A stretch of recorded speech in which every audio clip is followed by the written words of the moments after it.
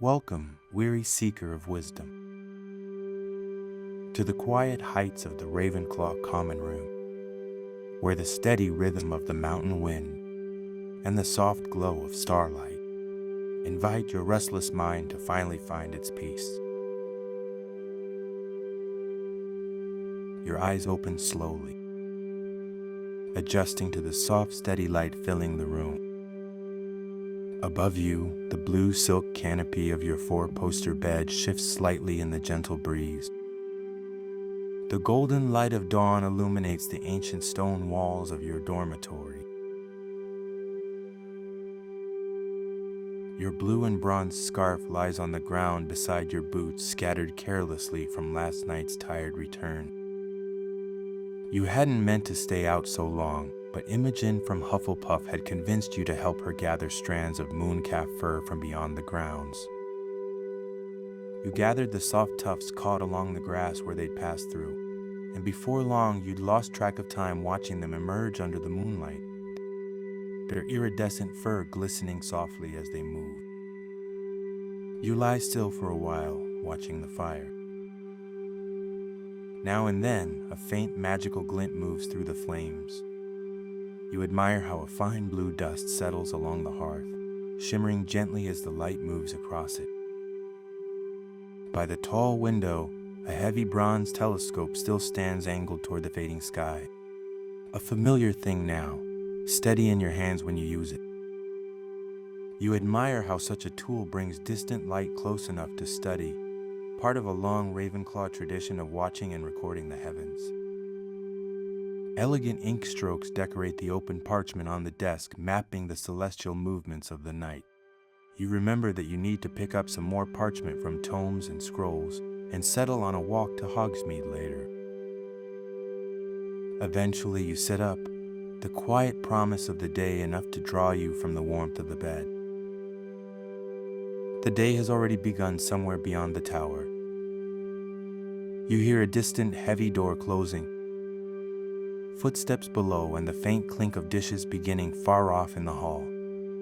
And yet the stillness holds, just a little while longer. A silver tea service rests nearby, the light catching on its surface.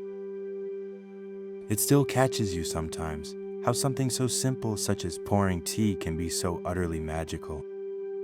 Without needing to reach for it, the kettle tips gently, pouring hot, fragrant tea into a delicate porcelain cup, a thin stream of amber catching the light. Steam curls upward in soft spirals, carrying the scent of something subtle and familiar. The kettle rights itself, placing itself carefully on the table. A silver spoon begins to stir, slow, rhythmic, a quiet clink. Then another. You take the cup and sip. You enjoy the contrast between the cold stone on your feet and the warmth of the tea. After a moment you stand, the floor worn smooth with time. Around you, the dorm remains still. Everyone else is still sound asleep. The slow rising and falling of breath beneath the blue covers reminds you of waves rippling on the ocean. Cupping your tea with both hands, you move toward the tall, arched window. You press your palm against the glass. It is cool to the touch, separating the warmth of the dorm from the wild Scottish landscape. Outside, a pale dawn mist drifts slowly across the hills of the coniferous dark green highlands. For a moment, it brings a memory of vapor curling above your cauldron in potions class. Professor Slughorn moved gracefully between the tables, inspecting the class's attempts to make a strengthening elixir. Nate of the Slytherin house leaned in beside you and seemed to take great joy in pointing out all the ingredients and steps you had done incorrectly, which had made yours thicken too quickly. His smirk quickly vanished, however, when he noticed his own cauldron overflowing. The sticky elixir seemed to stick to every crevice in the wooden desk. Professor Slughorn was not impressed and made him stay after class that day to scrub the woodwork clean. Your gaze shifts to the lake below, glimmering with a dark sapphire hue, its surface as still as a mirror reflecting the waking sky. You think about taking your broom out and flying low over the water, letting your hands skim the surface, watching the ripples behind. Maybe later. Breakfast first. You finish the last sip of tea, watching as the light shifts across the castle, painting everything briefly in gold. It crosses your mind again, quietly, how easily this has come to feel like your life, how the wonder hasn't gone, only settled. You set the cup aside and reach for your things, dressing without thought. Your Ravenclaw cloak hangs within reach. You lift it and draw it around your shoulders, the weight settling into place like a quiet, steady embrace. You glance down at the embroidered raven, the thread catching the light. There's a quiet sense of pride there, and beneath it, something softer. A deep, comforting sense of belonging. You adjust the cloak slightly, more out of habit than need, and run your hand through your hair, and turn toward the door. You step out into the corridor. The air is cool against your skin, carrying the faint scent of old parchment and beeswax. Your footsteps fall softly, the sound absorbed by the tapestries that hang between the arches. As you pass, your fingers brush lightly against one. The fabric is thick, heavier than you expect.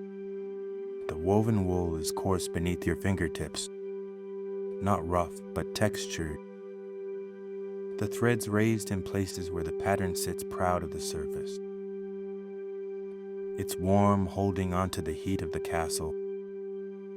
You slow for a moment. The tapestry beside you tells a story.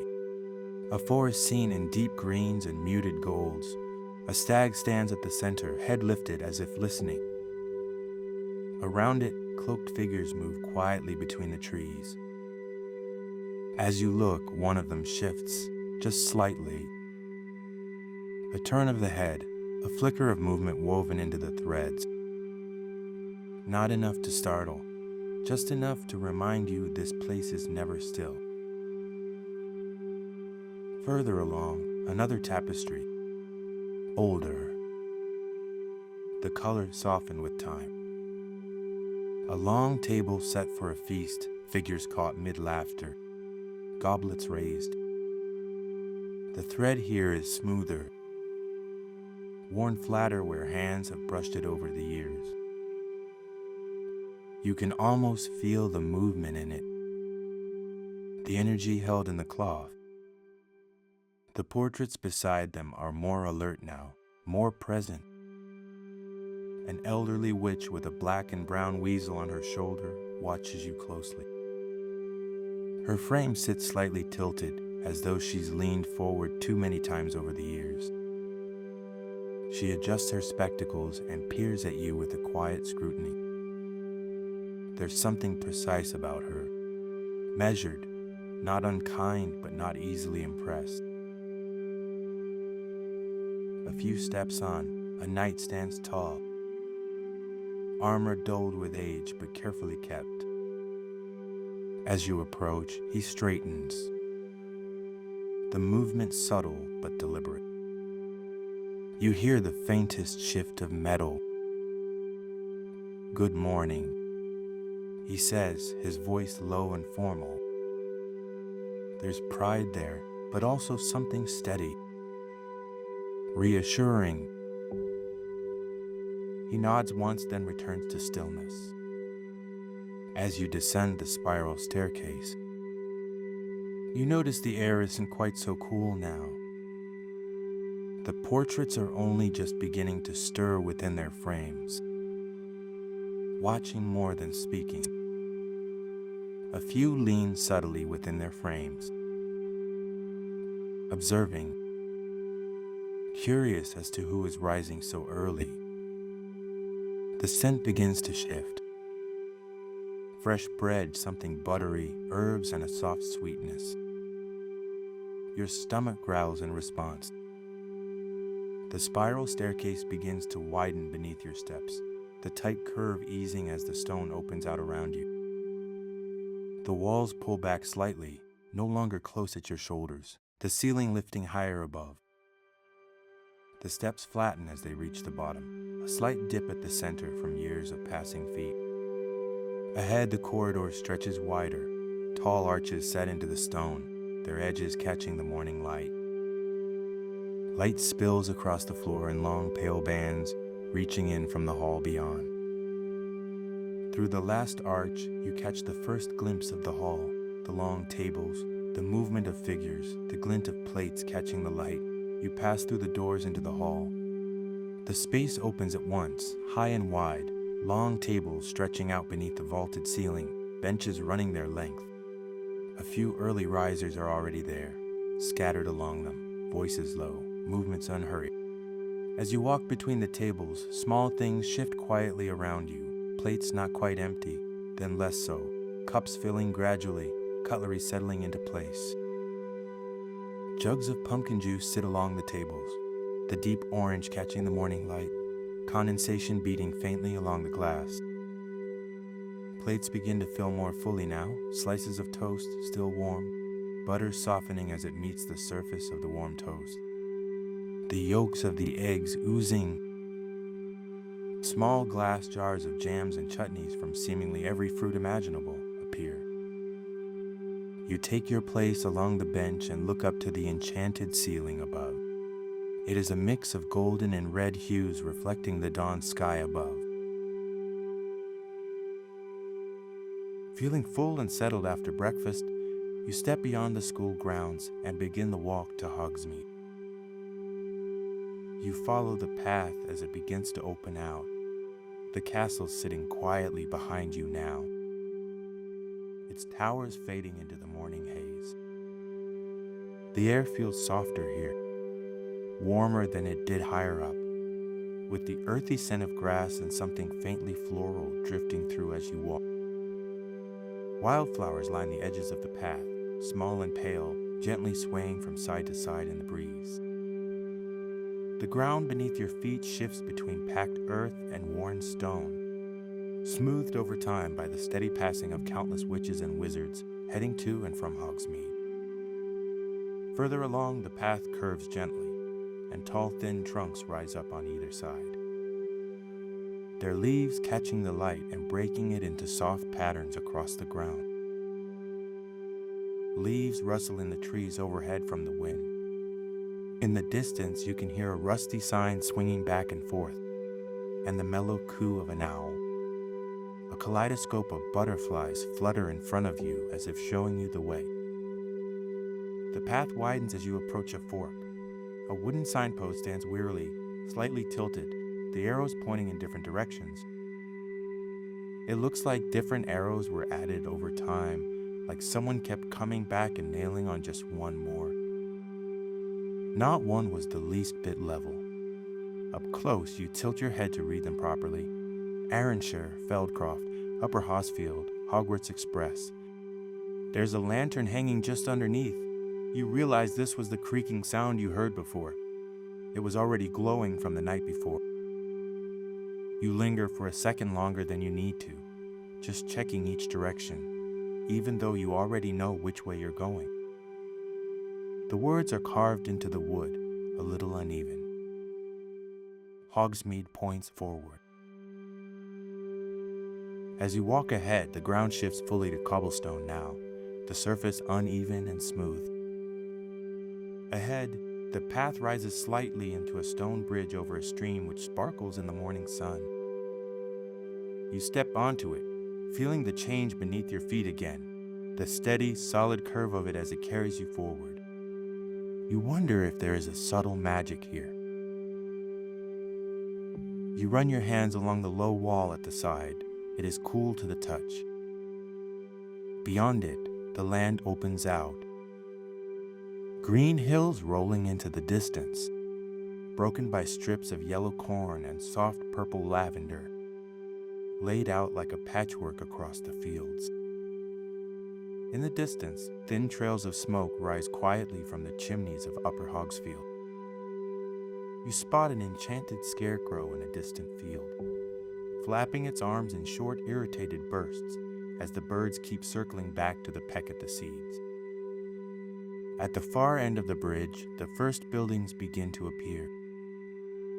Not all at once, just shapes at first, then details as you get closer. Sloping rooftops, uneven walls, chimneys trailing thin lines of smoke into the sky. The path narrows between two stone walls before opening beneath a low wooden arch. As you step through, the high street of Hogsmeade opens out ahead, lined with timber-fronted shops on either side. Signs hang out over the street on iron brackets, some painted, some carved, moving in the breeze. You see an array of windows, each one crowded with things, books, sweets, bottles, parchment, stacked and arranged in ways that feel more lived in than tidy. There's a quiet excitement in Hogsmeade in the morning, when everything still feels full of what the day might bring. Two older witches sit on the wooden bench beside you, one knitting a scarf that shifts colors with each stitch, both leaning in as they follow a story that clearly has their full attention. You spot a Gryffindor student struggling with a stack of parcels tied in brown paper and string, and you wonder why he doesn't just use Levioso. You keep walking. Tomes and Scrolls is just further up and on the right. You pass Honeydukes, your attention caught by the window where the display is far from still. Small, jewel-colored dragons clamber over a tiered stand, each one no bigger than your hand, their wings flicking impatiently as they nudge at one another for space. Every so often, one settles just long enough to lay small hard-boiled sweets shaped like eggs, their glossy shells marbled with reds, golds, and deep amber, still faintly warm as they roll down the narrow slide into open boxes below. They don't seem particularly concerned with the process. Some wander off halfway through, others try to follow their own eggs down the slide, leaving the whole display just slightly out of order and constantly resetting itself. You've heard what they do, those sweets. How they leave a trace of heat at the back of your throat. Some say you can even breathe fire. You arrive to Tomes and Scrolls. The shop itself is easy to miss, tucked between two larger buildings. Outside, a sign shaped like an open book gives the occasional flap, as if shrugging off the leaves that keep landing on it. The window is crowded with stacks of parchment piled high, while above them a handful of books drift in slow circles, their pages flapping softly, and further along, a small stamp presses down again and again, sealing each folded sheet with warm wax before setting it neatly into place.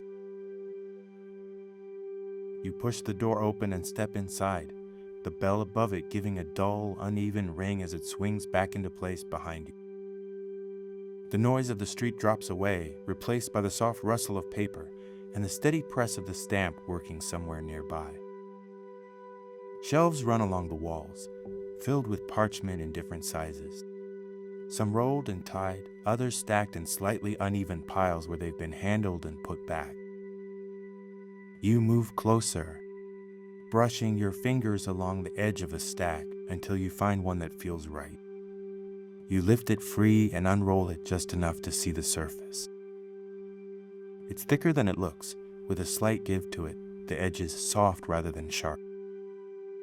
Behind the counter, the shopkeeper glances up briefly, a man with thinning hair and round spectacles slipping low on his nose, ink worked into the lines of his fingers. He gives you a small nod, as if that's all that's needed. You bring the parchment over, laying it flat on the counter as the stamp finishes its work beside you, pressing down into a small pool of warm wax before lifting cleanly away. He takes it, rolls it with practiced ease, ties it with a short length of string, and sets it back in front of you without a word. You set 2 gold coins on the counter, tuck the parchment under your arm, and turn back toward the door.